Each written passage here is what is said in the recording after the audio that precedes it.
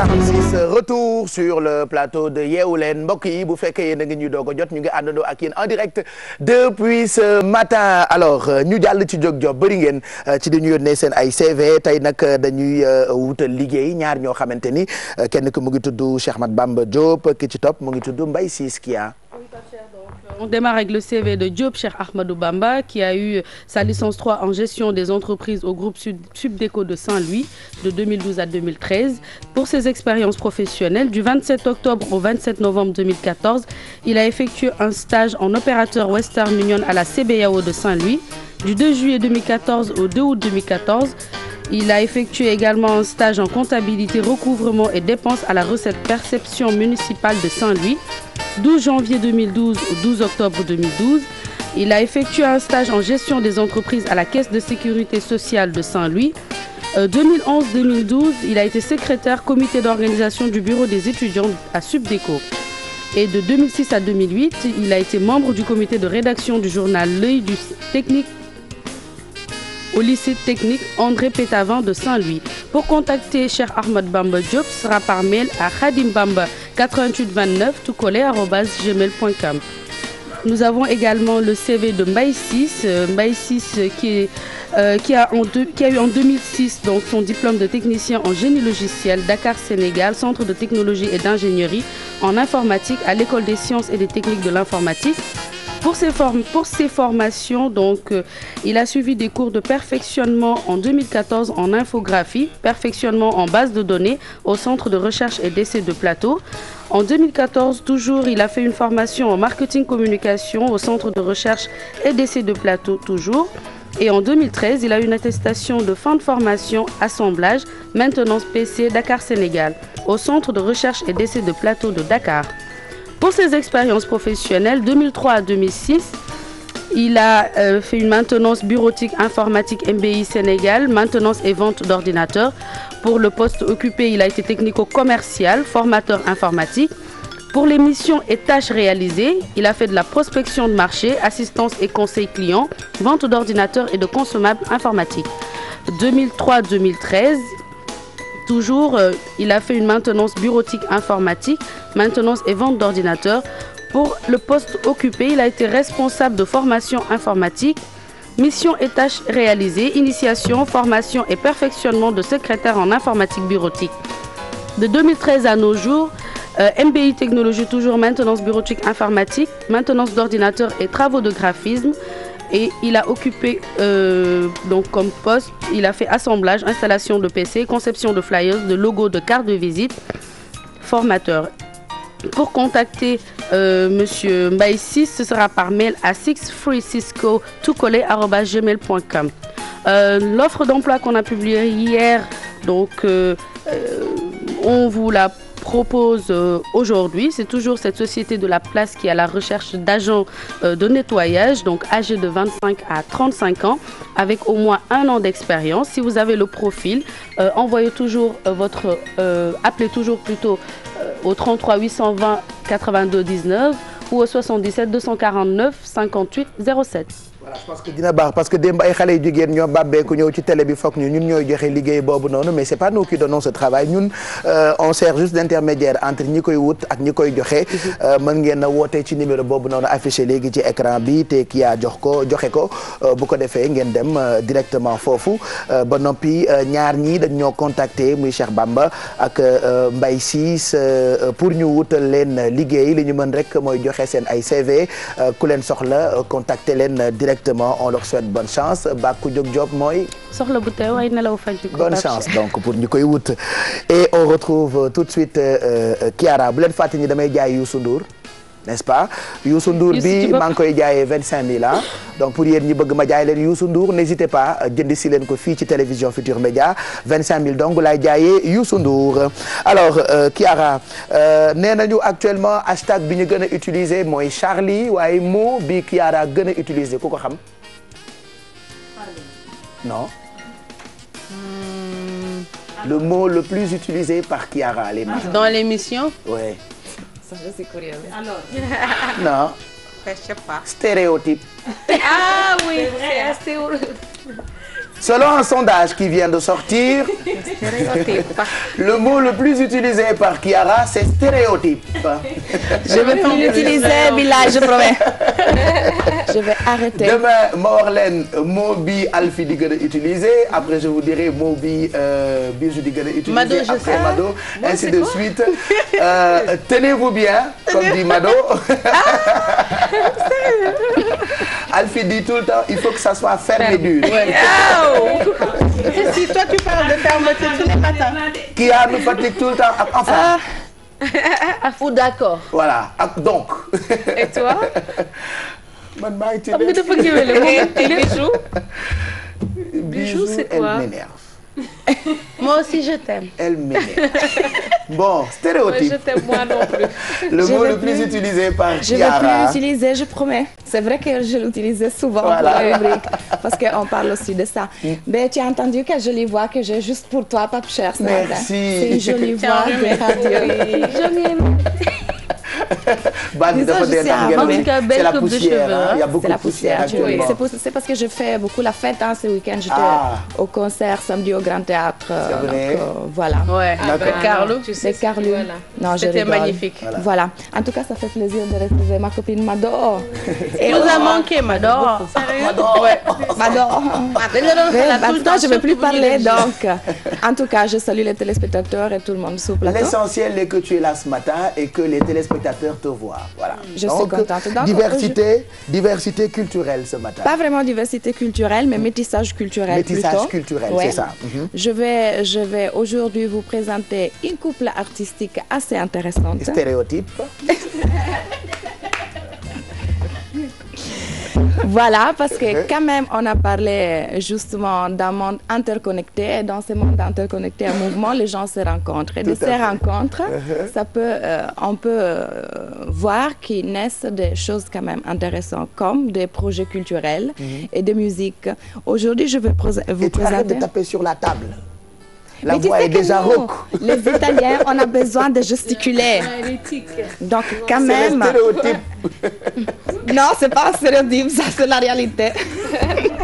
D'accord. Donc, j'ai besoin aussi de prendre mon De espace. gesticuler. Voilà. Donc, aujourd'hui, je vais vous présenter Cher Fall, joueur de Cora, et Gianni Denito, qui c'est un des plus grands artistes saxophonistes italiens, qui a été défini comme ça par la revue italienne Musica Jazz.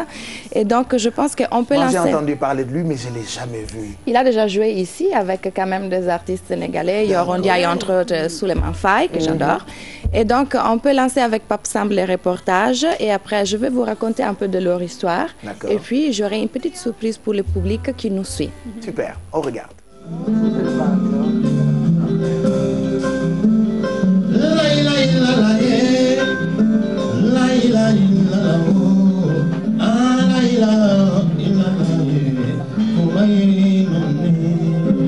J'ai fait de la musique, je suis musicien, je joue la chorale, le djembé. Je suis allé en Belgique, en Hollande, en France.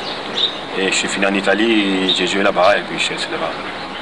Le projet Cora Beat, dafa judd comme développer la chora. jëlee ko ci haute traditionnelle yóbbu ko ci musique occidentale, musique jazz, blues et reggae. Lui, son premier concert, il est venu sans faire la répétition, sans faire un seul verset de répétition. Il a joué tout le concert. Et là, j'ai dit, c'est lui mon musicien. Les grands musiciens, mais les personnes normales, les musiciens locaux, les personnes normales, chaque concert, il vient me demander comment il s'appelle cet instrument. Mais la tradition, c'est aimé là-bas. Avec la musique que j'ai fait, un peu jazz, un peu blues. Mais c'est du noonu ni ma ko jaxasee noonu dañ koy bëgg ndax ku nekk da nga ciy gis sa bopp.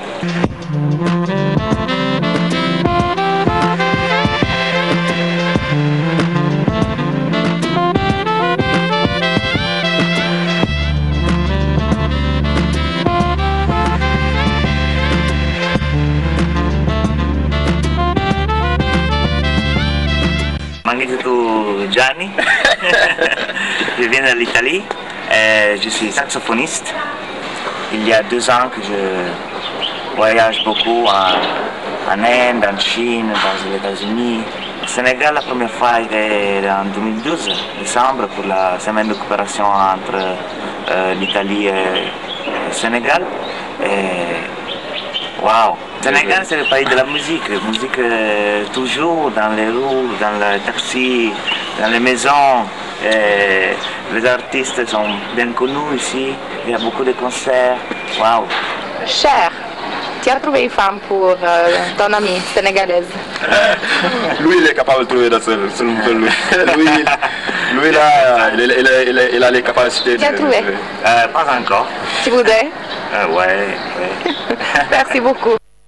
Voilà, donc c'est deux cultures yu bokkul ñoo dajale Sénégal, Italie et puis voilà, deux grands artistes. Voilà, on avait parlé la dernière semaine de nouvelle identité, ça peut faire partie aussi parce qu'on a quelque chose qui va se créer quand deux personnes de différentes cultures, différents pays se rencontrent. Dans le cas de Gianni et Cher. Le projet s'appelle comment? Corabit. Corabit. Voilà, c'est la rencontre en fait de la musique traditionnelle sénégalaise, la kora. Et Cher, il nous a raconté lors du reportage de l'interview que je lui fais qu'effectivement, la kora, c'est un instrument traditionnel que pas tout le monde connaît à l'extérieur. Tout à fait. Et souvent, quand il joue, il lui pose des questions concernant vraiment cet instrument. Et Gianni, avec les sax, donc toute la musique jazz, soul, blues, et donc les rencontres de ces deux genres musicaux qui a donné vie à un projet Corabit. En plus, comment ils se sont rencontrés, c'est aussi intéressant parce que Cher, il était en train de s'exhiber. Lui, il vient aussi quand même, il avait déjà joué, ce qui était intéressant, qu'il avait joué avec une compagnie, la Banda di Piazza Caricamento de Gênes, où il y avait 12 différentes nationalités qui s'exhibaient ensemble. Et après, lors d'une soirée, des musiciens, ils n'ont pas pu venir s'exhiber avec lui. Et donc, quelqu'un lui a conseillé le nom de Gianni, qu'il est parti jouer le soir sans même faire des essais.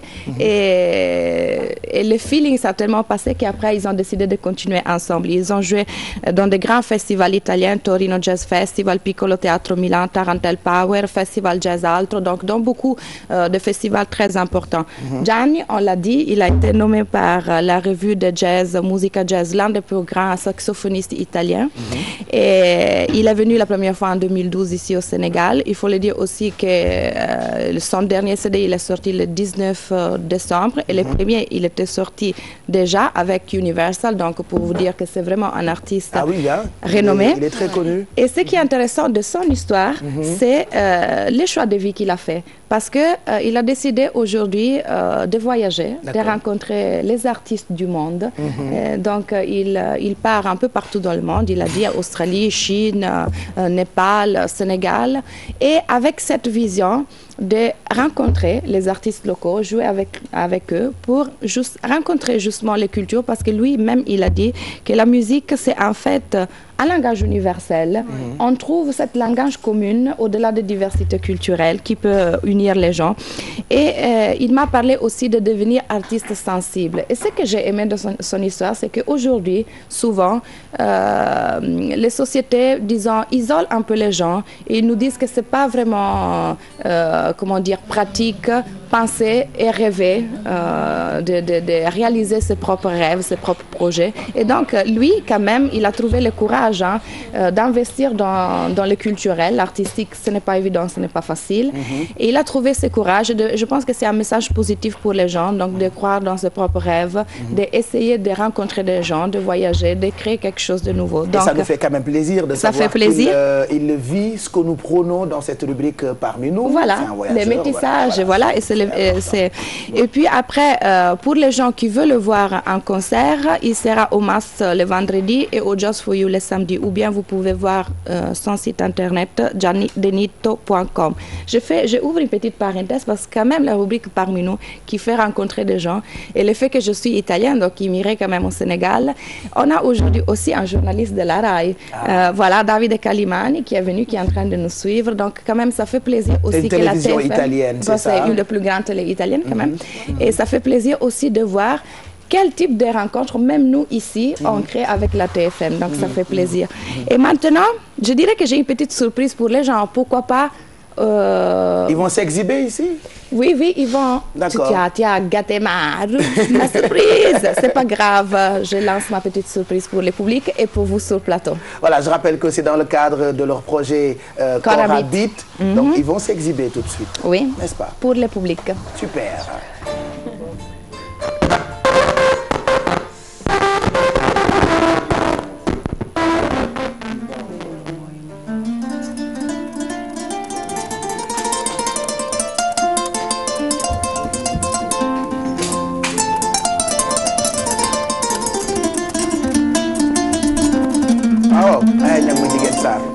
Fara ñag ma jigéen Sarr ak Demba ñag ma jigéen Sarr wekkil kay te tudd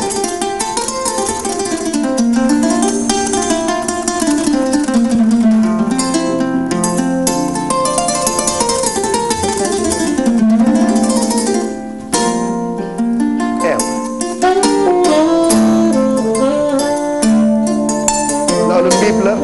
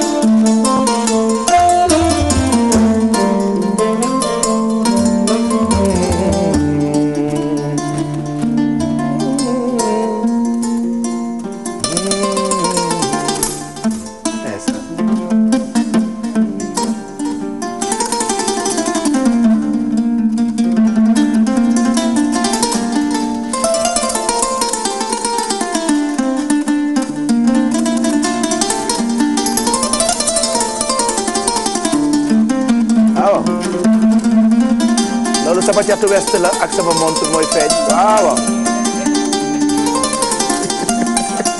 waaw waaw teranga àddina bët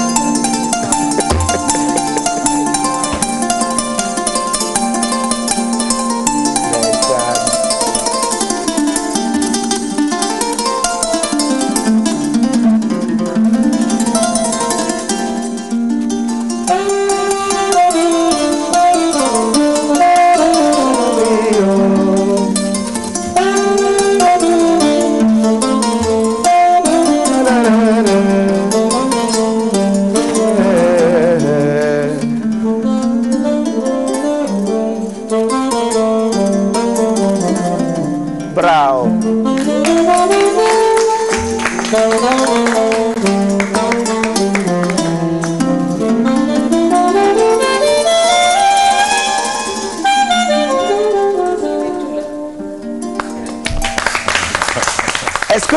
Est-ce que ni ma mbiib di def saxo loolu la leen di def fu ñu mbiibee ma kontaan ah.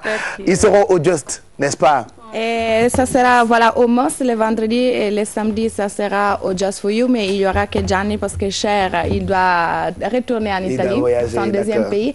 Mais vous n'avez pas trop entendu le message à la fin que j'ai lancé dans le reportage. Il faut demander à Gianni. Alors rapidement, c'est quoi le message? Je demandais à Cher s'il avait trouvé une femme sénégalaise pour mon ami Gianni. Et il a dit non, lui il peut faire par lui-même. Donc il peut trouver. Voilà, il a lancé son message. Voilà. Gianni, grand artiste saxophoniste. Il cherche Gianni, mais désolé pour Alfie est déjà marié parce que tous les Italiens membres sont fixés sur Alfie. Mais on a deux, peut-être son fiancé, je ne sais pas, mais comme il m'a dit un chauffeur de taxi un jour, copain, ce n'est pas mari. Voilà. Allez, merci. Merci d'être venu ce matin. Hein? Merci, on est content. Que les samedis vous serez donc au Just for You. Merci Chiara pour cette belle surprise. Hein. Nous on les adore, hein. C'est du jazz africain je pense, hein, parce que c'est un mélange de kora avec saxo. Voilà. Ça fait quand même plaisir. Et puis on a entendu cette belle sonorité mandingue qui nous rappelle un peu cette vieille chanson Jarabi. Je pense que c'est ça. Et puis voilà, une belle rencontre entre deux grands artistes. On vous retrouve donc vendredi au Must et puis samedi vous serez au Just for You. Chiara, sinon... Merci. Merci. pour la compagnie. La compagnie. Oui, et puis bon, nous on se retrouve avec Exaides l'après-midi. Cet après-midi, voilà. Stéréotype. Merci Kiara. Regardez li ma yore 300 000 fi mu tollu tembe léegi ñu jeexal seen jeu GFM en fait continuez d'appeler même bu fekkee woote ngeen ci jotu leen ñu en direct composez leen numéro téléphonique 88 628 14 14 wala 88 628 65 65 wala ngeen yónnee seen ay message faites FETE ci 26 444 dans quelques minutes dañuy delluwaat Italie parce que ku ne xam na diggante Sénégal ak Italie alors comédiens yi waa Arco wala Arcos Dakar ñoom dañu leen nominé pour ñu bokk ci concours bu mag buy am ca Italie dëkk yëpp la ñu fay représenté alors ñoom ñi représenté Sénégal ca Italie dañuy ñëw ci plateau bi dans quelques minutes bu ko defee ñu wax ci naka la ñuy demee représenté Sénégal en attendant on va retrouver Alfie tey daf ñu proposer li nga xam ne moo di risotto aux crevettes bonjour Alfie. Risotto crevette. waaw dem ba Italie rek tamit jëli fa risotto. waaw quand même et puis li neex mooy ñoom bi ñuy joué saxaar si mu ngi jolli. mu mel ni fumigène ci spectacle. tout à fait comme quoi da ngaa teel a baxal sa yëf. ah gis nga Pape Cheikh il faut bouillon bi. bouillon bi voilà da ngaa teel a bouillonné sa yëf. waaw bouillon bi laa teel a defar. parce que waaw pour mën a defar Colombo wekkil sa caméra filmé kay. ay ñang ma jigéen Sarr demal ak Fara ñang ma jigéen Sarr.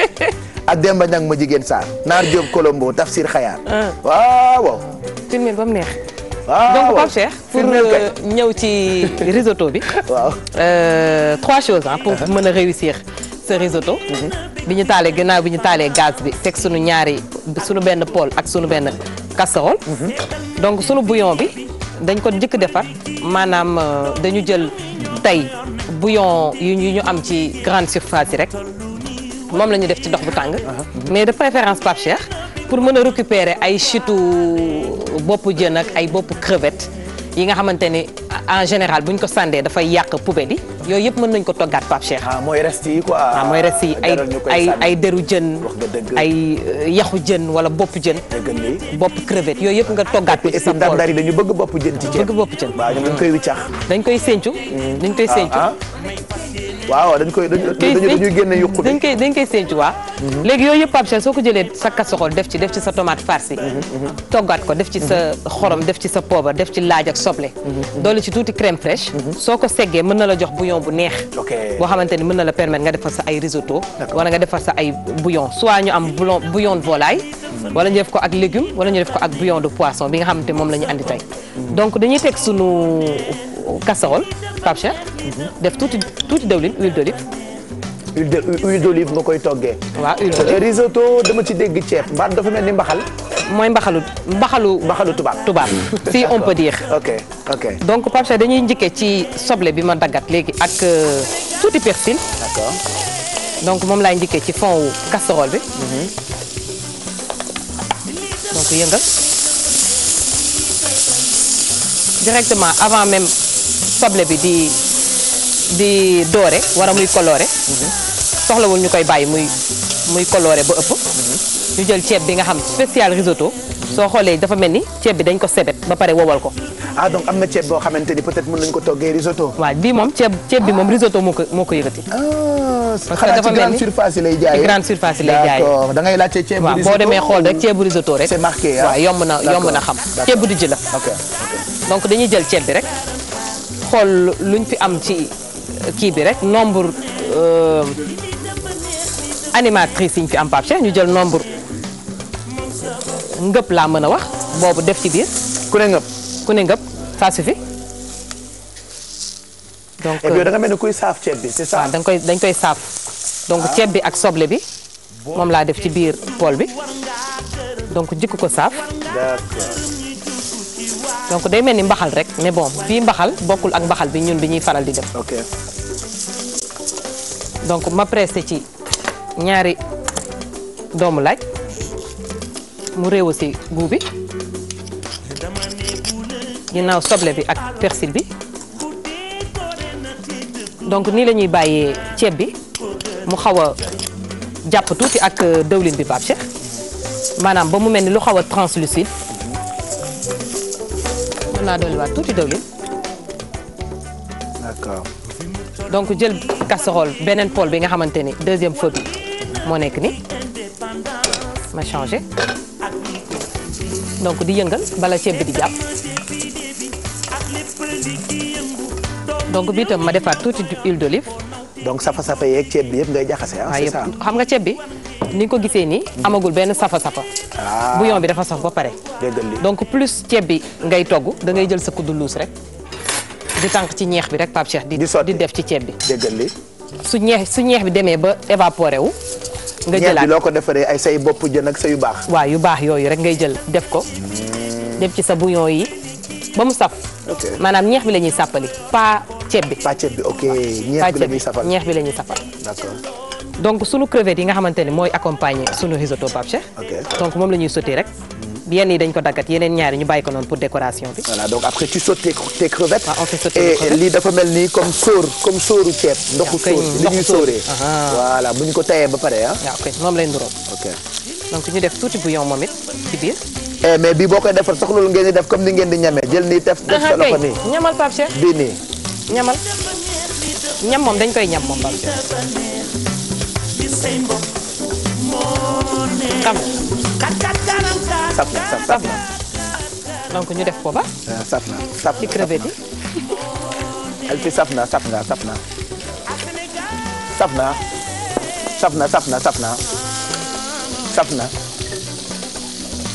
donc ñu bàyyi. ñu bàyyi suñu ay crevettes. xaw a ñor tuuti. ñu réserver ko. juste le temps que ñuy def ci ndox ci ceeb bi tuuti bouillon. parce que bouillon bi dafa war a tàng su seddee dafay arrêter cuisson ceeb bi. maanaam moo tax ñu koy gis sànq ba léegi muy saxaar. donc dañuy jël ci ñaari louche rek def ci biir. mais ñeex bi moom luy différence am ak ñokmaan. ñokmaan. waaw bokkuñu sax. ma ne ko bokkuñu sax. ok. wala da lay jox ñokmaan. déedéet maa aussi c'est la jox ñokmaan. déedéet du ñokmaan de bouillon la. donc Pape Cheikh dañuy def ndox. su ñu defee bouillon bi. dañuy bàyyiwaat nag ba bouillon bi ñu def ci ceeb bi jeex. ok ñu tibaat def ko ci. ok bu jeexee ñu tibaat ci ñeex bi def ci. yëpp ko ci. yëpp ko ci ba ceeb bi ñor. d'accord donc su ceeb bi ñoree. ñu jël suñu crevettes yi. ñu sauté ni def ko ci biir. suñu paree nag lié ko ak benn dogu beurre. ak fromage bi. d'accord mu jox ñu suñu risotto. le temps que ngay yeggale rek. jeex na kon dina mel ni mbaxal de. waaw dina mel ni mbaxal. waaw ba paree yegg rek si. déggal loolu. Mado. namoon nañu la. ça va tu as passé de bonnes vacances. oui impeccable gis nga de ay congé dafa neex de. waaw balaa ngaa xam ni congé neex sax nga dem ba mu des ñaari fan. wallaay ndeysaan yàlla nañu ci yàlla musal ay congé yu jeex. nga war a xalaat ni war nga dóori waat. ouais je t'ai vu avec beaucoup de stars sur Facebook tu t'es photographié avec beaucoup de stars. oui j'ai été au musée de Grévin un peu de culture générale. voilà pour il y a pas que Sephora à Paris. parce que nous Bijou et moi ak Kia ak Alfie on pensait que boo demee. tu allais plutôt dox ci ay tout ce qui est beauté machin. oui mais tu étais plutôt dem gëstu. en fait j'ai fait voilà def naa tuuti culture générale. comme voilà tu as dit. tu as été même dans de grandes chaînes de télé. pour voir un peu naka la ñuy defee seen ay émissions c'est cool ça. vraiment une très belle découverte machallah mais sant rek. ah ouais c'était bien. ouais c'était fantastique attends dégg naa fa la la fekk. ay Charlie ma ne leen kaay leen ñibbi rek. toi tu n'es pas Charlie donc tu as préféré revenir. alors dans quelques minutes di nga ñu jox ay conseils comme d'habitude yaa ñu ko tàmmal te alkaati du bàyyi dóor ay conseils yu jëm ci suñu bien-être waaye ki toog sa wet mooy Leyti nag sama xarit la parce que dëkk na sama kër lu tollook ay dëkk nañu ata waaw dëkk ngay at ak lu teg il a habité chez moi il a vécu dans mon appartement numéro 221 c'était ça moo ci nekkoon daal lu Dakar mais tey dama kontaan ci ni nga ñëwee seet si ñu parce que yéen dañu leen tànn pour ngeen bokk ci benn concours ci wàllu comédie ci wàllu art dramatique muy am at bu jot ci Italie et que tous les pays sont représentés alors yéen a représenté Sénégal ci concours boobu noonu est-ce que mën nga ñu ci wax tuuti. waaw Pape maa ngi lay nuyu ba pare. waaw sama xarit Sénégal gépp dañ ma lay laaj. wallaay dama ba wala dàqee ca kër ga wala yaa ba fa génne. maa la génne damaa tuxu damaa wuti kër damaa sonn ci appartement bi 2 pièces. nga bàyyi appartement wuti kër 2 chambres salon. douche ya setul. William tere. William. ma wuti xaawus. William. damaa wuti xaawus. yàlla nga wuti su ma namee mango 8. waaw bi may ñoom naar Diop Colombo ñëpp ma topp. Serigne Coy Mango. J'en avais marre de cet appartement qui m'énervait. J'avais envie de villa. bu leen ko dagg di ko teg jingle de je vous avertis vous la télé là-bas là voilà. allez donc ñu sélectionné la nga bokk ci concours boobu. waaw Pape ñu ngi leen di nuyu yéen ñi ci plateau bi yëpp. jërëjëf di nuyu Sénégal yëpp ak bitim réew. waaw di wax ne festival boobu noonu la demee.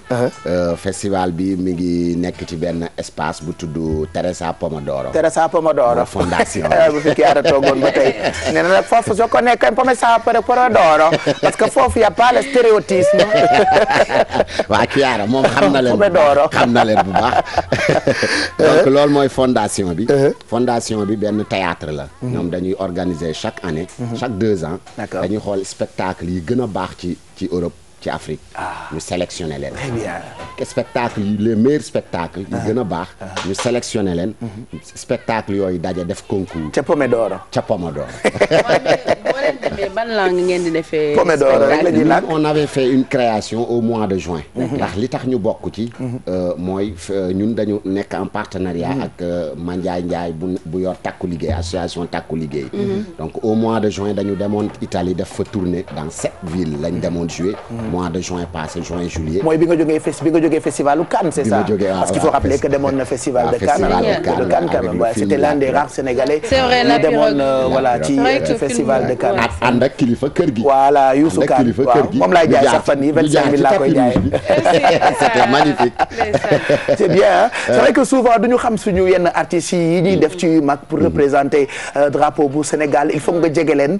parce que souvent du ngeen ci communiquer bu baax. pour askan wi xam vraiment fi ngeen jëm et c'est magnifique. on va regarder benn extrait boo xamante ni def ngeen ko. parce que fa ngeen jëm concours la boo xamante ni on a très envie quand même que Sénégal di gën di siggi ci wàllu culture regardez cet extrait et puis juste après ñu àggali waxtaan bi ak Leyti en attendant ñu dem Pomodoro.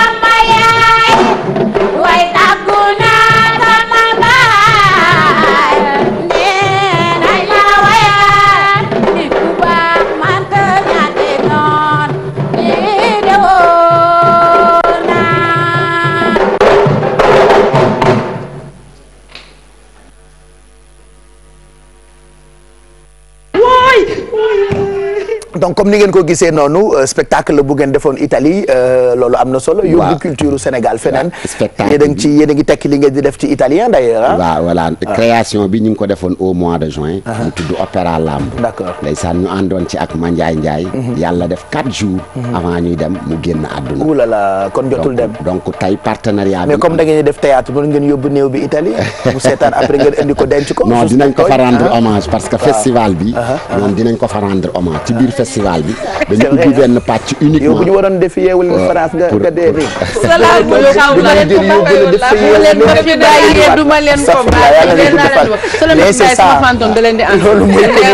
loolu mooy art dramatique en fait. donc voilà création bi ñu ngi ko defoon fii. donc yóbbu ko. d'accord jouer ko. festival bi gis ko. parce que festival bi ak Mandiaye amoon nañu partenariat bu wóor. donc moo tax ñu sélectionné ñu ren. ne nous sommes seuls africains bu ñu sélectionné ren. très bien donc compagnie yi ñëw yëpp Suisse la. Belgique. Espagne France Italie donc Sénégal mooy seul pays africain bu ñu sélectionné bu bokk ci festival ci concours bi Opéra Lamb même pièce bi la ñu def la lutte sénégalaise donc multi ethnique yëpp mi ngi ci nu ngeen ko tuddee Opéra Lamb xam nga lamb ñoo ko moom waaye opéra ñoom ñoo ko moom ñun dañuy def pont d'échange toujours entre Europe ak Afrique voilà donc suñu création toujours dañuy bëgg nit ku ñuul ki gis ci boppam mais ñoom seen public aussi gis ci boppam date yi kañ la boo bëggee génn au niveau de l'international il faut enracinement ak ouverture bi nga xamante ne nit ki bu lay seetaan dina mun comprendre ngay def date yi le 21 la ñuy joué ak le 22 jury bi délibéré le 23 ñu jël ndam bi indil ko Sénégal ñun ñoo ngi leen di xaar incha allah donc loolu nekk na Pape Cheikh loo xam ne yombul parce que jëlee fi groupe bu 16 personnes ànd ak ñoom bitim réew c'est pas facile mais tamit ci côté liggéey bi soo ko joxee li mu moom mu delloo la li nga moom donc ñu ciy gërëm bu baax ambassade Italie ndax amuñu benn jafe-jafe ci visa yi ci mois de juin ak bi ñu déposé waatee récemment donc loolu tamit nekk na loo xam ne dafay wane ne liggéey bi da nga koy jox gëddam mu delloo la gëddam ak comme mënti doon parce que nos artistes ont souvent ce genre de problème dans les ambassades kenn du leen may ay visa alors que dañu dem pour liggéey mais c'est bien que yéen jotu leen ci am benn problème ñu ngi leen di wax rek bonne chance de toute façon comme ñun ñooy miroir du Sénégal on vous suivra et puis lépp loo xamante ni am na fa peut-être dinañu ko wone ci suñu chaîne yu bees yi parce que je rappelle que GFM dafa am bouquet bu tudd bouquet TFM alors bouquet boobu nag di ngeen ci mën a am lu tolloo 4 chaînes de télévision yu bees am na ci chaîne boo xamante ni mu ngi tudd Olé TFM chaîne sport ak divertissement dinañ ci wane théâtre musique wane ci tam sport et on vous suivra ci Italie xool la ngeen fay yóbbu pour représenter suñu dëkk merci Leyti merci Pape Cheikh grazie fii nag Sénégal ñemewuma fee wax ay italien sañoo ko est-ce que dégg nga italien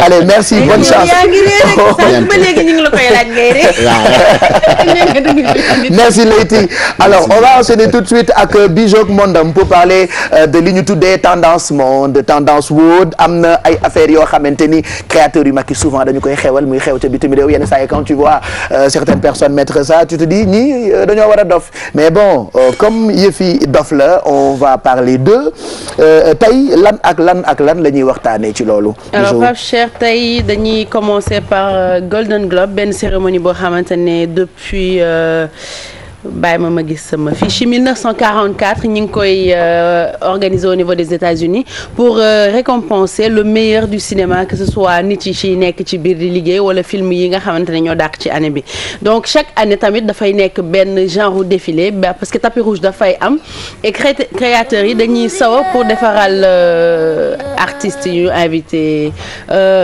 actrices yi et tout ça ay robe parce que cérémonie bi 157 pays ñoo koy diffuser en direct donc tey on va faire notre petite fashion police parce que émission bi tey lay reprendre sans Joan Rivers ça va être bizarre mais quand même tey lay reprendre pour présenter 3 robes yi nga xam ne moom a gën a marqué man ci Golden Globe bi et on va essayer de lire kan moo ci gën a nice robe on commence par Kate Hudson robe immaculée la def Versace atelier Versace ñoo ko defaral am nañ 3 positions ci robe bi col V ba pare épaules yi daf ko dénudé donc aj bopp bi pour yëpp génn donc moom mooy première personne bi nga xamante ne moom a gën a marqué ci Golden Globe yi on va passer ci Jennifer Lopez di jaaxal nit ci actuellement mooy que 45 ans la am ni yaram bi mel nii.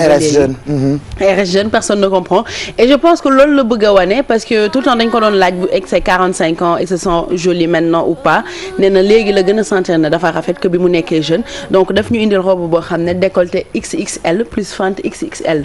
d'habitude dina mel ni sama xarit ba mu gisee xale bu tooy au lieu mu ne Allahu akbar waaye dafa yokku ne kubar. waaye moom jiloo mi ku ko gis ne ko kubar xoolal boobu jar na kubar Pape Cheikh parce que d'habitude soit fente bi kese ngay def ci kaw nga tëj ko c'est déjà assez sexy wala nga def décolleté kese ci suuf nga tëj ko ba dara du feeñ mais moom ñaar yëpp la wane pour wane ne que elle est fière de son corps donc mooy deuxième robe bi ñu am mu gën ñu marqué créateur bu tudd Zuer Muad moom moo defar troisième robe bi aussi actuellement il cartonne au niveau des actrices des chanteuses des célébrités américaines mun ngeen ko xool Instagram parce que am na fa benn profil. La troisième c'est Nina Dobrev moom nag dafa miser ci transparence parce que robe bi yëpp transparent ci kaw ba ci suuf on peut dire que essentiel bi rek la nëbb mais li ci des yëpp ngay gis et en plus dafa décolleté ci kubar la de. xoola deuxième photo bi sax Pape Samba bu dee mun nga ñu ko wan ñu xool ndax kubar la wala déet. gis nga ko nii. ah bi kubar la. kubar léegi 3 robes yi moo ñu gën a marqué léegi yéen ban moo leen ci dàqal pour yéen. ci man bii nii bu jilo. ça donne un peu yu fi Thiané Diagne. c'est vrai yu fi Sénégal yu fi Juma Jaxate yu am ay walang mado comme yooyu ngeen di comme ba nga soloon keroog ci événement wu Thiané bi sa grand boubou yooyu. seen tunique yooyu waaw. mooy lu am walang de. faux boubou la ko Thiané tuddee non. ça donne un peu ça. dañuy képp joxe sa évidemment. c'est vrai que même presse internationale bi ñëpp ne Jennifer Lopez ci Golden Globe Sénégal ko inspiré xam naa dafa seetaan TFM keroog bi ñuy wane événement wu Thiané Diagne cérémonie soo xoolee moom elle est tout le temps elle est top quoi au top et tout benn jour amoon c'est une latine c'est une latine madame est latine elle est jonge nga ni lan la latine. c'est une latine oui. moo tax parce que defaloon nañ ko sax benn reportage boo xam ne tenue yi ñuy sol ci ay cérémonie rek lañ doon wane. mais tout le temps tu te dis waaw comment elle fait pour tout le temps être au top elle est juste magnifique. yal nañu yàlla bay ñu mel ni moom. 25 ans parce que c'est grave. donc on va sport. dëkk ci rek. gisoon naa fi def rek gisoon naa fi ñu fi commencé woon. ñu ngi ci ba léegi de. waaw loolu à suivre la beneen wax la mais Pape Cheikh on va continuer pour laajte qu'est-ce que lan mooy beauté. parce que pour ñun par exemple pour nga rafet il faut nga dem teg benn greffage fii maquillé wu fee sol say talons et tout ça et il y a beaucoup de tribus africaines yoo xamante ne ku ci nekk ak ni ngay définir sa beauté. que ce soit en Afrique ou un peu partout dans le monde kii xaw ma looy ree on peut voir la première photo. voilà donc lii Thaïlande la ñoom pour ñoom jigéen balaa ngay rafet sa baat day gudd. donc à partir de 5 ans la ñuy jël ay collier di la ko takkal chaque 5 ans ñu changé ko parce que plus sa baat di gudd plus muy rafet et anneau yi ngay takk sa collier bi plus muy bëri booy marié. ngay gën a am dot bu gën a. même en Afrique am na tribu yu def. oui voilà donc les Swahili waaw kay loolu la ñuy def am nañu beneen kii mën nga bàyyi sa reet donc am na tribu yoo xam ne en Afrique aussi pour nga rafet il faut nga jël sa lèvre yi. ouais def ci cercle. déjà da ngay dagg. li nekk ci biir. et puis di dugal ay cercle. maanaam li doon def ñun ci nopp. ci nopp ci lèvre lañ koy def donc di gën a yokk lèvre bi plus muy yokk plus sa beauté di gën a yokk. yow xeet bi nga bokk. man xeet bi laa bokk d'accord léegi yow sa xeet moo ngi nii ma doon. Pape Samba beneen photo bi ñoom ñemee lu metti lañ def. en fait seen ginnaaw bi la ñuy jël dagg ko. ba mu tut dañ koy dessiner ay dessins yu nice lay nekk mais j'imagine douleur bi ngay ressentir buñ la koy defaral comme tatouage comme ñaas ci kanam. mais ci ginnaaw bi yëpp lañ koy def. ñoom ci yëpp lañ koy def ñun Sénégal dañu jam ciiñ. jam itam sikkim à l'époque pour mu ñuul. pour mu ñuul ko ci critère de beauté la doon bokk. mais bii je trouve que métti na trop tamit parce que risque d'infection bi nga ciy am man moo ma gën a naqari. tribu bi Pape Cheikh mun nañ ko jël léegi. parce que ñoom. ndeysaan. c'est quoi. il faut rappeler que tu es ma cousine et que ñun suñu tribu nii la d'ailleurs pour nga takk jabar nii la war a mel ci xeet bi fële Bijou Ndiaye bokk. Nabou Ndiaye sax nii la mel ñu ngi koy waaj a defaral bébé n'est-ce pas Satou. da ngay diwoo lu ñuul ko sa kanam. waaw pour cérémonie yu mag yi bu amee da ngay solo ba rafet. jël ñun xam naa fii buñ ko doon def kër yi rek la ñuy jël di wóor donc lii mooy seen critère de beauté nii boo ko melee noonu ngay rafetee bu kii yaa ay dara nag laay mujjee. ndax ñoom lu ñu def nii. bopp xar ngay yën. c'est vrai que àdduna dafa yaatu monde bi dafa yaatu gox boo dem wala dëkk boo dem ak seen culture seen façon nga solu seen ay lekk sax dafay bizarre yenn saa yi nga gis ay nit ñun bu ñu lekkee xar am na dëkk yoo xamante ne buñ ñu wanee ñuy lekk ay xar dañuy ree ñaan waa ñii ñu ngi lekk nag wala ñii ñu ngi lekk xar voilà par exemple yëpp c'est des cultures defe naa ni ñuy reetaanee nii noonu la ñenn ñi reetaanee seen ay tagal seen ay musóor ak seen ay greffage ëpp c'est ça sa tribu moo jël nous sommes dans un monde bizarre. Voilà, donc ku ci nekk ak sa ay critères de beauté, donc chaque femme est belle à sa manière. Voilà, et nous sommes avec une femme très belle, elle a beaucoup de talent, une très belle voix, elle est aussi très jolie. Moi j'adore son nom d'artiste, muy Savannah Soul. Bonjour Savannah. Bonjour. Ça va? Ça va. On t'adore parce que da nga rafet et puis da nga am style bu particulier. Merci beaucoup. Depuis kañ nga commencé woy? Depuis 2004 laa commencé. Depuis 2004. Ouais. D'habitude dama la doon gis ak guitare, c'est ça? C'est ça. Elle est où ta guitare? Mu ngi nii. Foo ko làkk? Non, chante pour moi d'abord. Chante pour moi d'abord, s'il te plaît. Soulève ta guitare, yëkkatil guitare bi. Tu chantes pour moi d'abord, comme ça pour ñi ko xamul mën ko découvrir ce matin. Savannah Soul s'appelle-t-elle? Elle a beaucoup de talent, ñi ko xam nañu loolu. Mais yéen ñi xëy fajar tey di ñu seetaan te xamagu leen ko doo ko gis. Elle va nous proposer une belle chanson avec sa voix, mais aussi daal di ñuy xalamal avec sa guitare. Juste on va lui permettre mu defaraat guitare am. Et puis ngeen mën ko seetaan ci peggu écran bi en même temps yéen a ngi gis vidéo bu bees bi nga xamante ni génn na ko balaa ñu koy seetaan elle joue pour nous tout de suite, n'est-ce pas? C'est parti. Savannah Soul.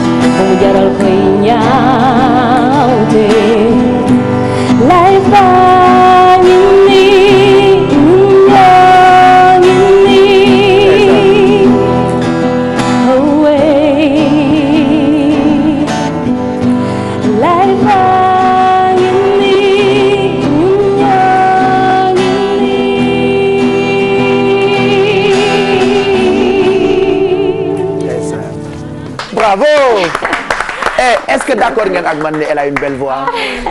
Vous êtes d'accord avec moi? Savannah Soul ñu ngi lay nuyu bu baax. gërëm ni nga ñëwee tey ci Yeewu Leen bi fajar bi. Parle-nous un peu de toi pour ñi nga xamante ni ñoo lay doog découvrir tey ci Yeewu Leen bi. Bon asalaamaaleykum, maa ngi nuyu yéen ñëpp ñi nekk ci plateau bi di nuyu waa TFM. di nuyu waa Sénégal ak lépp lu ko wër. Alors Savannah Soul dans la vraie vie mu ngi tudd Daba Sall Alpulaar la. Daba Sall Pël Fuuta. Alpulaar waaw. Alpulaar la donc commencé na musique depuis 2004. Depuis 2004. Depuis 2004 nekk sama groupe frère bi ñoom ñoo ma épaulé Before Records. ñoom ñoo ma jàppale pour une première fois ñu yóbbu woon ma studio Tahir production. ma def benn son boo xamante ne temps yu reggaeton moo ngi door génn.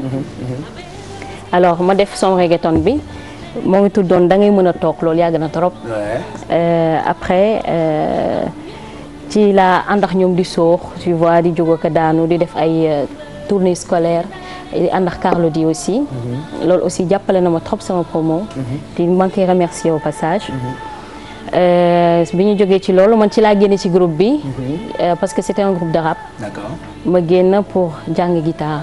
pour mën a dugg ci world music. Voilà. Donc depuis lors nga mën guitare. Voilà. Commencer liggéey quand même parce que gis nañu vidéo bu rafet boo xamante ni je pense qu'on peut regarder ça. Et puis on revient juste après ñu gën a mën a waxtaan ak moom mu ngi tudd Savannah Soul regardez.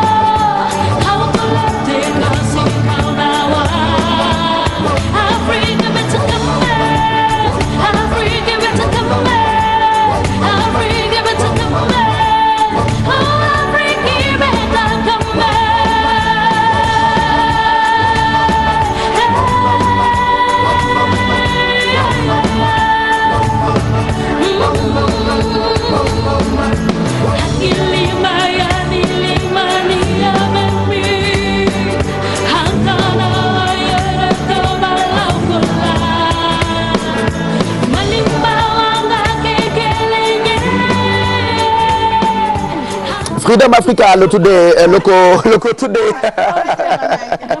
waaw nga wàcce ko rek ak Savannah Soul wax nañu ko léegi ci suuf boo ko dégluwee dafay mel ni ay sonorités sud-africaines ba noppi itam yaa ngi préparé album su ma juumee. yaa ngi ci liggéey actuellement maa ngi ci album bi. li si des nag bëreetul. maa ngi koy defee tamit ci Laye Diagne. ci Laye Diagne nga koy defee Laye moom daanaan la waaw moom c'est un artiste. waaw moom artiste la moom. et puis yaa ngi ci am baat bu neex nan ngay définir sa musique yow. bon man mën naa ne bon musique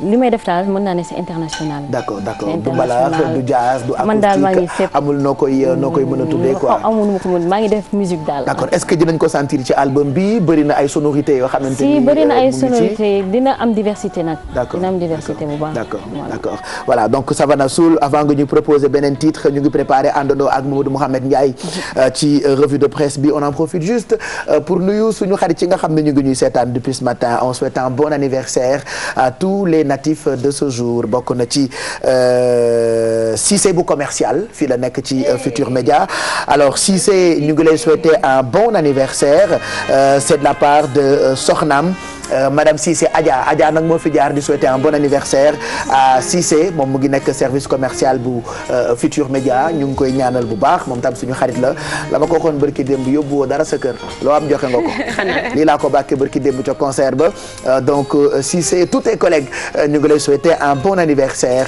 et puis ñu ngi nuyu Mami Mboup moom nag mooy chéri Landiang nekk ca Pikine fàttewuñu Soy bu Dieng talibé borom Ndam Serigne Khadim Lo Gaydel alemi ci Ndam donc Soy bu Dieng ñu ngi koy nuyu bu baax suñu xarit beneen bi ma nga nekk Ruku Montre moom tamit ñu ngi koy nuyu bu baax ak ñamu nekkal moom itam alemi ci Ndam la ñu ngi nuyu waa Ruku Montre yëpp ndax saa su ne ñu ngi àndandoo ak ñun ci télévision Futur Média ñu ngi nuyu itam Marie Kabou suñu xarit la mi ngi nekk côté France Marie Kabou bonne journée fàttewuñu itam Lalla Benjeloun Lalla business moom tamit mu ngi Paris ñu ngi koy nuyu suñu xarit la di nuyu itam jigéen bu am jom jooju di Maam Soxna Lo mu ngi dëkk bu ñu naan Atlanta di nuyu waa restaurant bu Sénégal boobu nekk foofu ca Atlanta personnel bu restaurant bi ak sénégalais yi nga xam ni ñu ngi fay ñëw di fa añ di fa reer di fa fàttaliku Sénégal ñu ngi nekk foofu ca Atlanta ñu ngi leen di nuyu ak koko moom di suñu xarit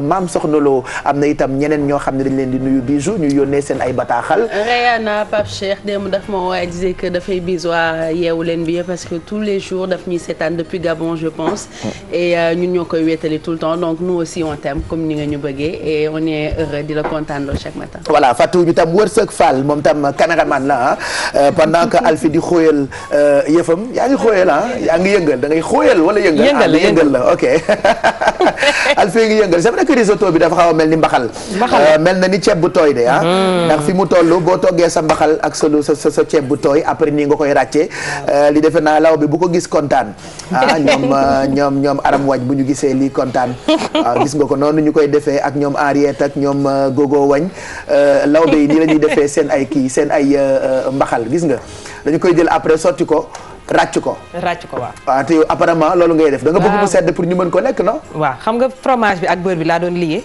pour mu jox ñu masse mousseuse bi ngay daj boo koy lekk d'accord waaw moo tax il faut yëngal bi moom daf ci am d'accord mais particularité bi li wutalee suñu ceeb bu tooy ak sa risotto dafa am ñoom fromage ak beurre beurre fromage huile d'olive mais imaginez ngeen mbaxal ngeen def ci fromage nañ ko essayer goût bi il faut essayer ça ngeen mbaxal def ci fromage wala doogu beurre beurre bi siit ci biir moom il faut essayer mais géej gi beurre est-ce que am na beurre dafa am beurre dafa am diw yow mosoo diw géej gi beurre sa mburu non yow da nga koy def waaw ok sa kanam beneen côté bi naajo la ciy def ok d'accord mu gën a neex quoi histoire de naajo la faut arrêter non allez Savannah avant nga ñu proposer beneen titre à part album bi lan mooy sa actualité yaa ngi def ay spectacle ak yooyu pour wane un peu liggéey bi si maa ngi def spectacle surtout Just for You yaa ngi def ay spectacle Just for You et comment tu vois le public à chaque fois ngay jouer ak sa baat bu neex waaw public bi moom dañuy kontaan te maa ngi ciy sant yàlla bu baax dañuy ému waaye da ngay gis seen kanam ne kontaan nañ trop quoi. D'accord. Alors dans quelques minutes nga proposer ñu beneen titre en attendant sortie album bi 9h45 je rappelle que ñu ngi fii ak li nga xamee ni ay baffle portable ay haut-parleur portable baffle la boo xamante ni mu ngi tudd Youssou Ndour You Speaker ñu ngi koy weccee 25000 yéen ñi nga xamee ni bëgg ngeen ko mën ngeen ko ñëw jënd si fii ci télévision Futur Média ñu ngi koy weccee 25000 imagine da ngay jël sa téléphone portable ak n'importe quel appareil parce que dafa compatible ak portable yëpp bu dee da ngay dem sortie wala ak foo mënti dem ngay génn bëgg a déglu musique mu fort mën nga jël sa téléphone activer Bluetooth bi di nga ko gis directement immédiatement nag nga bës daal di play musique bi soo playé musique bi au lieu son bi di ñëw sa téléphone portable ci baffle bi lay génn. comme par exemple activer naa Bluetooth bi ak baffle bi You Speaker bi gis nga suma playé. yokkal bi yokkal. xaaral ma yokkaat tuuti. ay waay. waaw. yéen a ngi jéem bëgg a tekki ragal gàcce bu ñu est-ce que yaa ngi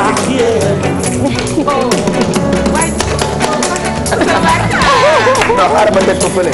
waaw kay. fii rek ba koy teg mu sori. liggéeyam suufu wane na. émission bi filmé ko. bu doon xale filmé ko mu ngi ngay envoyé message noonu. waaw waaw. bu ko teg leen rek fekk. dañ ko rek fekk dañu mel ni mu nekk ci kii rek. dañoo dem waa anniversaire la waaw. jóg leen ci fecc ko. waaw waaw. Mada wàccal. wàccal. dañ ko fecc rek wàccal. Mada wàccal. wàccal rek dugal wàccal. France la jógee ba wàccal. waaw waaw tey anniversaire la dañuy anniversaire. dañuy anniversaire rek dañuy fête. dañuy fête ñoo leen ci fête bi egg leen fête bi fii la. waaye ku nekk gi mu lu mu amal ko ci xale Sénégal. gis nga ngay def fête da ngay activer seen. waaw waaw muy loolu. are you happy? fête bi neex. waaye bu kër gi ci fête bi. lay jamono gi ñëw. yéen ñoo Sénégal. xaaral ma yokk ko tuuti ak sama portable. xaaral ma yokk.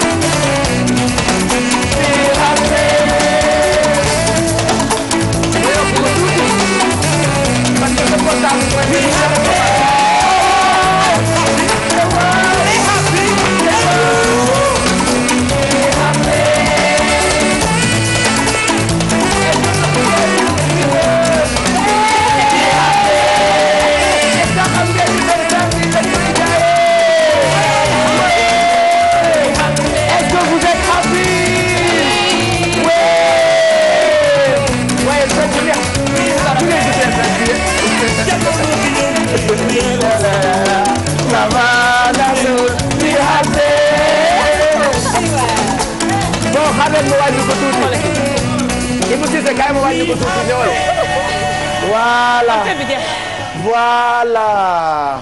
Donc tu as vu ce téléphone moo lay servir à peu près comme télécommande ak n'importe quel appareil boo mënti yor mën nga jëfandikoo baffle bi gis ngeen ko nii mu tuutee dafa mel ni tama c'est-à-dire boo ko tegee nii kër gi yëpp mën na riir ak You Speaker ñu ngi koy weccee 25000 et puis bu leen kenn nax parce que boyette bi nga xamante ni moo ko def ñu ngi ci bind Youssou Ndour au cas où ñu nax leen ba noppi itam c'est pas cher du tout ñu ngi koy jaayee 25000 lecteur Bluetooth ba noppi itam baladeur la maanaam portable ak foo mënti dem mën nga ko yóbbaale soxlawul ngay branché ay fil à tout bout de champ mu lay sonal kon mu ngi nii mu ngi tudd You Speaker nataalu Youssou Ndour baa ngi ci baffle bi ba noppi itam boyette bi ko def bind nañ ci turu Youssou Ndour loolu moo indi You Speaker donc venez acheter dans la journée di ngeen gis peut-être un numéro de téléphone parce que stock bi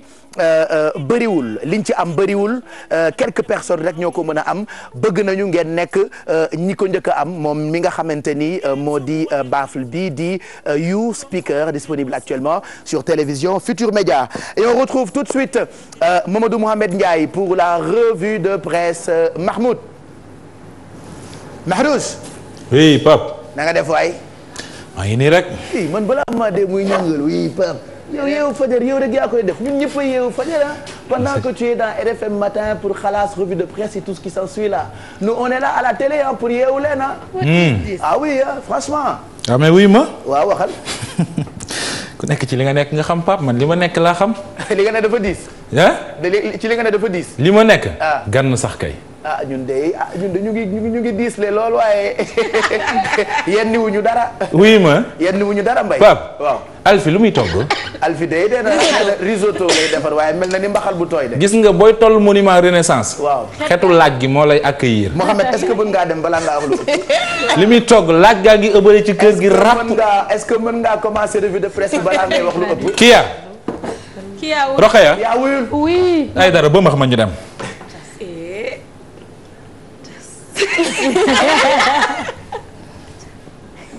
jërë ngeen jëf. ay ca ma ngoog observateur lay doore mi xëy dikk ak ñun ci njiitu réew mi Macky Sall ak it li nga xam ne dem na ko nag keroog ci réewum France ngir jàpp ci manifester ba woon foofee jëm ci jàppal tànk ñi nga xamante ne ji ñoo amee Charlie Hebdo président Macky Sall demoon ca France bokk ca mars ba yéen a kaay bi nañu loolee jur na coow ku ca nag yaa ngi joxe sa xalaat ndax Macky Sall waroon na faa dem am ndax waru fa woon a dem observateur xëy na teg débat bi jox kaddu gi ñuy xalaat jëmee ci wàllu politique ñu yëngu ci politique ñu yëngu ci wàllu diine ak ñoo xamante ne ji ay journaliste lañu docteur Khadim Mbacké islamologue la mu gis moo di demam nga foofee kon amul dara lu ko mën a justifier maanaam amul fenn fu ñu ko mën a wékk ba xel nangu ko Mamadou Ndoye secrétaire général bu Ligue démocratique parti politique la ne daal dem ga mu dem ci ki nga xamante ne ji moo di boobu la marche mbir la moo xamante ne ji daal warul woon waaye nag am na solo Ibrahima Bakhoum journaliste la formateur la li mu wax waa observateur moo di wàllu diplomatie dina ci gagné waaye na ko leer na nag aw askanam moom lu mu gagné ci diplomatie rek dana ko am ci njéppite jóge kon ci fi nga xamante ne ji moo di askanam ñoom ñi demoon ca manifester ba kenn ngi koo xamante ne ji daf leen a jéppi ba yegg ci jéppi leen ba xëy leen ko yegge moo di Paul Biya mooy ambassade mooy président bu Cameroun nee na juróom-benni njiiti réewi Afrique yi nga xamante ne ji demoon nañu ca boobile marche bokk na ci Macky Sall bokk na ci Faure Gnassingbé bokk na ci ki nga xamante ne ji moo di docteur Thomas Yayi Boni Denis Sassou Nguesso ak Ali Bongo li leen Paul Biya wax moo di gàcceel nañu Afrique ndax foofee seen tànk wuti yu fa woon dara loolee ci réew mi quotidien la populaire mel ne ko naan ñu ndax sax ki ñu demoon di jàppale jar na ko mu di Charlie Hebdo ne li nga xam ne defoon nañ ko mu di caricature prophète bi ba coow topp leen ci danañu ko defaat suba ci àllarba ji dinañu génnee benn numéro boo xamante ne ji 3 millions exemplaires la ñu ciy tiré ña ngi ca wane prophète bi ma ngay jooy ba noppi yor benn tableau boo xam ne dañu cee bind je suis Charlie nous ne sommes pas Charlie danañu ca yegg direct info moo ñu xibaar loolee aju ci benn manifester boo xamante ne ji yéenekaay bi nee nañu ñoo ngi koy wàcc déndub Afrique bi yëpp ngir di wane seenu ñàkk ànd ci li nga xamante ne ji moom moo di Charlie nee na képp koo xamante ne ji daal àndoo ci plateforme boobu nga xam dafa jug di xeex wàllu développement ak droits humains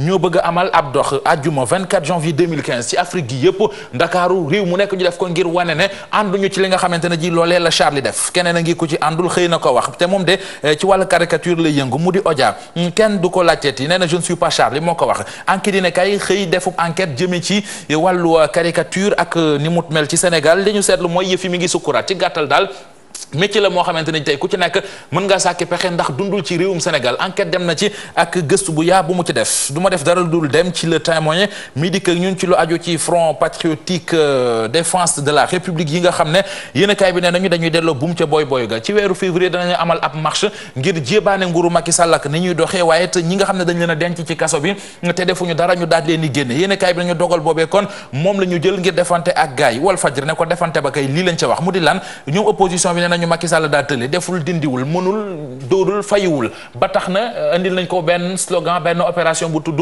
Macky dégage ci Sud du Quotidien yéen a kaay bi nañu ñoom opposition bi yemuñu ci loolee ne mboolem loo xamante ne ji Macky Sall teg na ko ne ay jéego weddi nañu ko ba mu set wecc li mu diggeeg li mu def ñu ne dafa mel ne yàlla ak yàlla lu bari li mu fi waxoon daanaka genn wàll gi yëpp Sud du Quotidien nee nañu ku jëg politique gi nee na defuñu ko direct info xëy di laaj ndax réewum Sénégal ci boppam sax toogul jamono ji ci volcan ndax ñaxtu yi bari na bu weesoo jàngalekat yi mer bu weesoo agent municipal yi nga xamante ne ji dañu am lu leen metti bay fippu parti démocratique Sénégal yi gi bëgg a yëngu en tout cas direct info samp na laaj bi ndax Sénégal jamono ji toogul ci volcan ñu dem ci ki bëgg a toog ci bopp parti démocratique Sénégal Souleymane Ndéné Ndiaye Le Quotidien xëy ci dellu si waat xëy ñu xamal ne li ñuy wër mu di kuy wut Abdoulaye Wade ak it kuy doon candidat PDS 2017 Souleymane Ndéné Ndiaye nee nañ ko ci sóor ndax wax na ko yéen kaay bi nañu moom Ndéné moo xamle loolee congrès parti bi nag 8 août la yéenekaay bi dañu Souleymane Ndéné Ndiaye dikk na kon salfaañe lii di carte gi.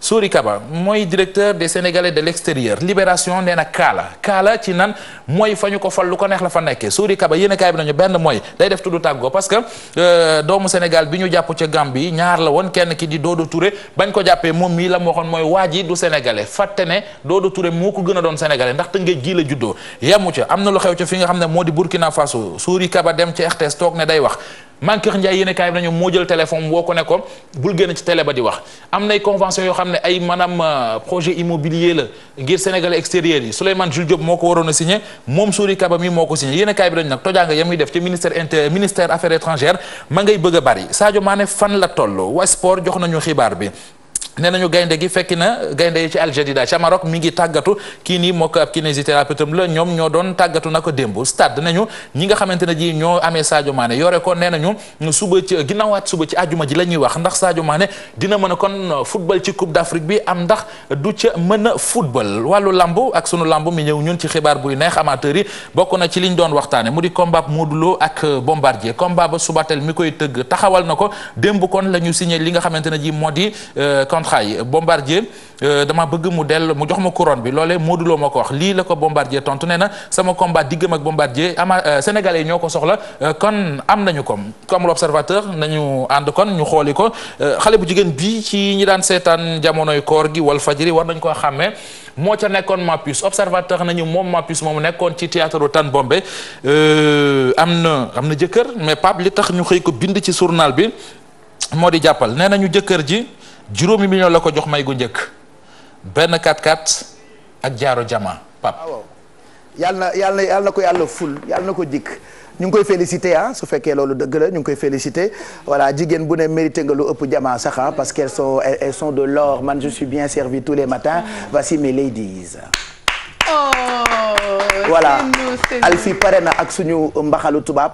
mu ngoog loolu mooy risotto tu vas nous servir. Ouais, on va en servir. attendant que Savana du ñu woyal ñu ngi leen di gërëm fi la ñuy jaaree tàggoo ak yéen man nag maa ngi leen di jox rendez-vous léegi nii 11h ci rajo Futur Média ngeen ñu retrouver wu foofu bu ko defee defante suñu lu baax bu ko defee ngeen mën a bànneexu itam ci suñu ay programme n'oubliez surtout pas ñu ngi ci numérique loolu xaat la nous sommes en 2015 et que GFM mu ngi numérique bu leen fàttee bouquet bi di ngeen am possibilité xam naka ngeen di def ba jënd décodeur bi pour mën a am ñeenti télé yu bees yi don bi nga xamante ni moom ngeen di seetaan yeneen yi benn bi mu ngi tudd ITFM 24h/24 actualité beneen bi mu ngi tudd Olé TFM divertissement ak sport beneen bi mu ngi tudd TFM religion ngeen mën a profito ci gàmmu yi ak màggal yi àndandoo ci ak ñun Savana ñu ngi lay gërëm merci d'être passé nous voir et bonne chance pour la suite tu vas reprendre ta guitare comme ça tu proposes une belle chanson juste après boo woyee ba pare ñu dem ci journal bi buy jàll nga lekk sa mbaxalu tubaab Mado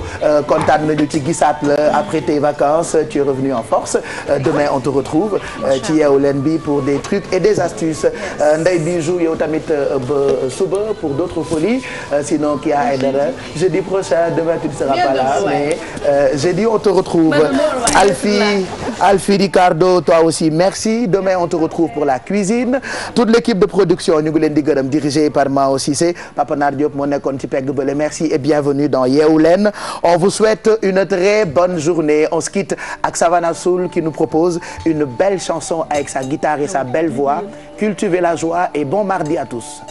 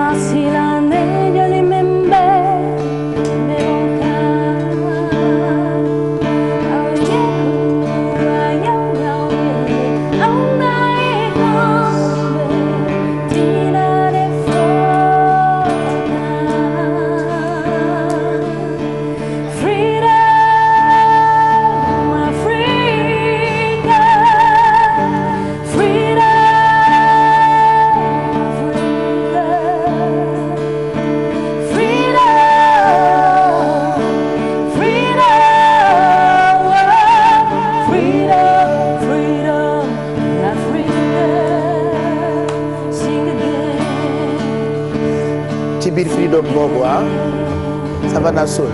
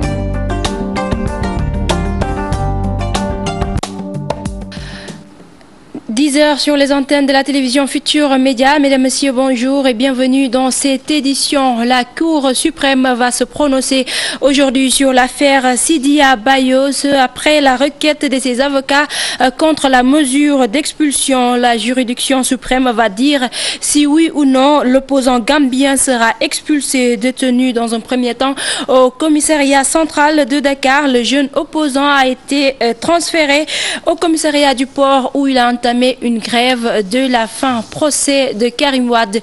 Il se passe aujourd'hui actuellement au palais de justice. Nous allons retrouver Adia Talla. Adia, bonjour. Comme témoins, les avocats des deux parties et le parquet spécial tirent. Adia Talla, bonjour.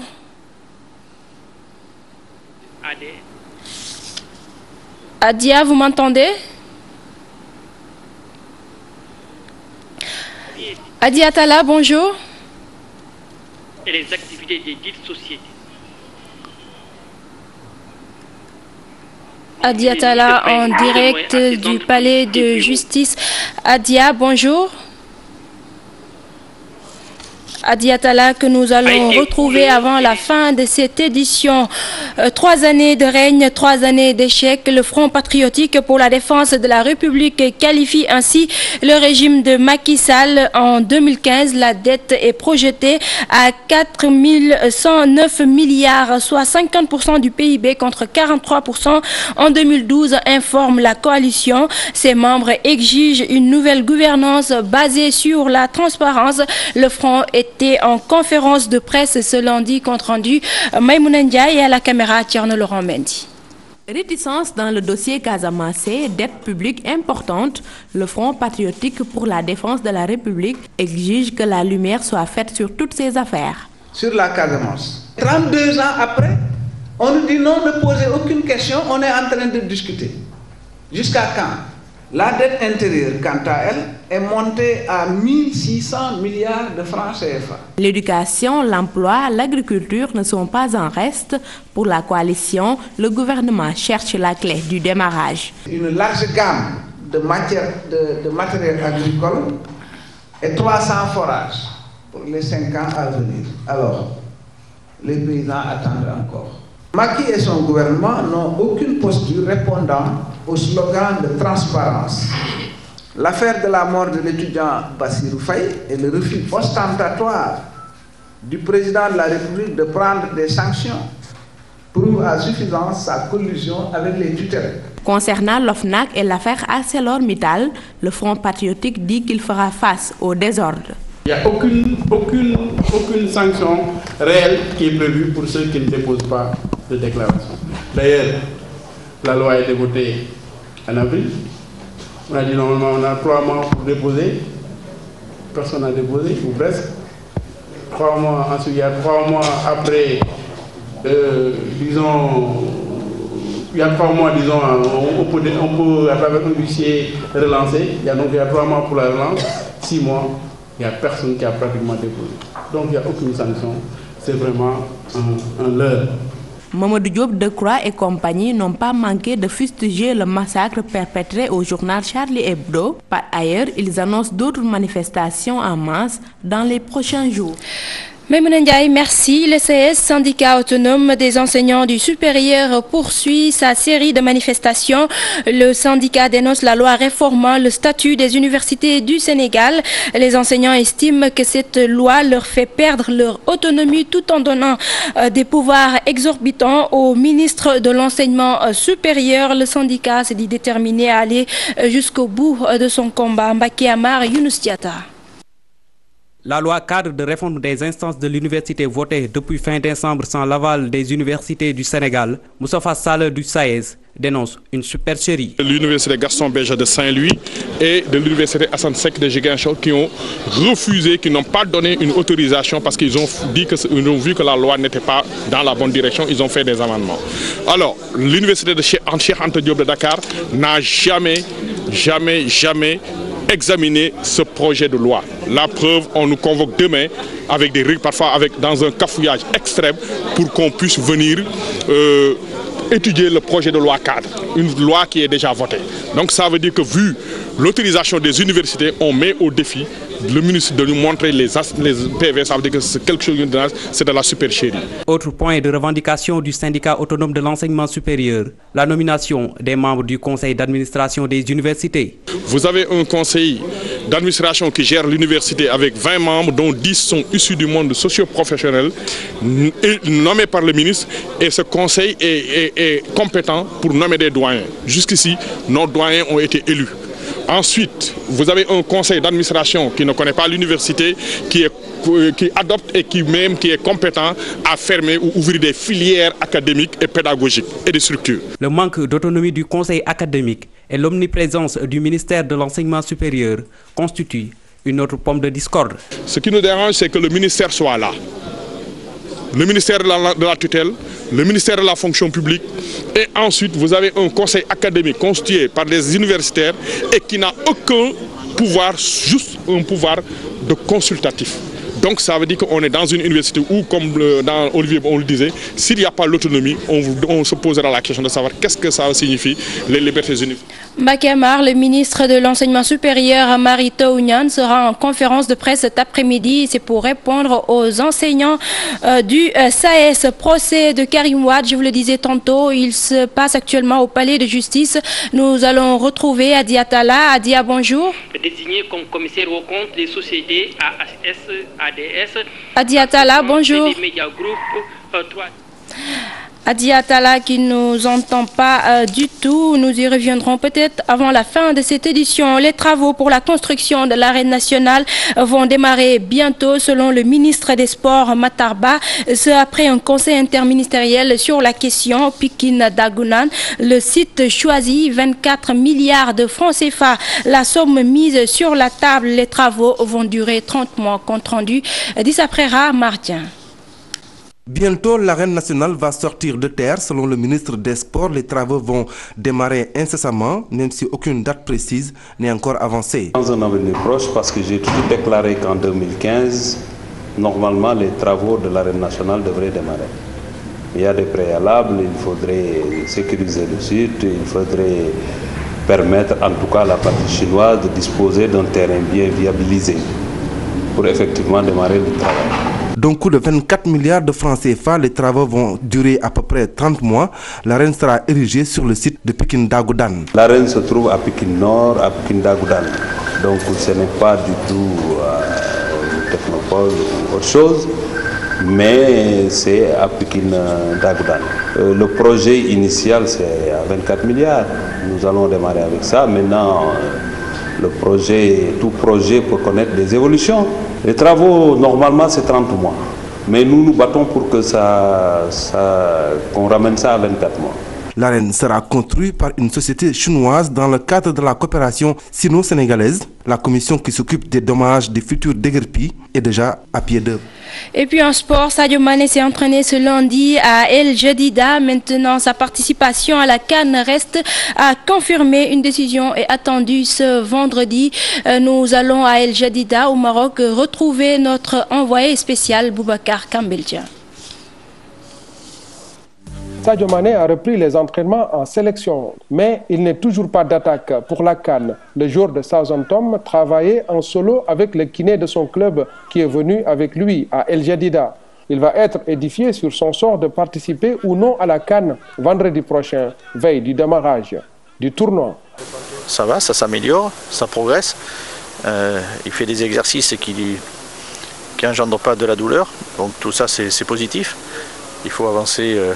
Il ne faut pas se précipiter, mais il faut chaque jour pouvoir mesurer la progression de sa guérison, l'avancée de sa guérison et envisager ce vendredi la décision finale sur sa participation ou non. La santé du joueur évolue positivement et cela rassure le staff médical, mais qui reste tout de même dans une incertitude totale. Nous sommes en train de le traiter et vous avez vu aujourd'hui vous-même comment ça évolue. Hein? Nous prenons toutes les précautions. Nous ne pouvons pas être formels en vous disant qu'il va jouer, mais nous sommes vraiment très confiants. Nous sommes confiants. Et nous verrons, nous allons suivre quotidiennement l'évolution. Hein? Avec vous, vous êtes avec nous, nous allons suivre l'évolution et nous vous dirons, et nous verrons au fur et à mesure. Hein? Mais c'est ça le traitement de haut niveau. En attendant une décision finale le concernant pour une participation ou non à la CAN, Sadio Mané a montré en tout cas beaucoup de volonté ce lundi après-midi à l'entraînement, certainement pour précipiter sa guérison et ne pas rater le train de la CAN qui ferme ses guichets vendredi prochain. Boubacar Kambeltian, plus que quelques jours avant le début de la CAN 2015 en Guinée équatoriale, les Lions se disent très confiants. Ils comptent dignement défendre les couleurs nationales. Écoutons à ce propos le gardien de but et capitaine Bounou Koundoul. Il est au micro de Boubacar Kambeltian. On ne peut pas comparer les deux équipes. Gabon, on sait bien comment ils jouent. Guinée, la dernière fois qu'on a joué contre eux, je crois que ça peut durer 6 mois ou plus. Donc tout ce temps-là, toutes les choses peuvent changer. Mais ce qui est important, c'est notre performance. Donc on essaie de faire notre jeu, on essaie d'imposer notre jeu. Et si on arrive à faire ça, on aura quelque chose de positif. Ça fait longtemps qu'on est dans ce rythme. Match ou pas match, on va continuer ce qu'on a débuté depuis plus d'1 an. Donc on sait bien qu'il n'y a plus, comme le coach dit, il n'y a plus de match amical. On essaie de gagner tout match. On va avoir une mentalité de gagner. Donc on veut que gagner soit une habitude. Et puis le Sénégal va affronter ce mardi la Guinée en match amical. Il est prévu à 15h à Casablanca. Les Lions vont quitter le Maroc le vendredi pour Mongomo. C'est la fin de cette édition. Merci de l'avoir suivi et bonne suite des programmes sur la TFM.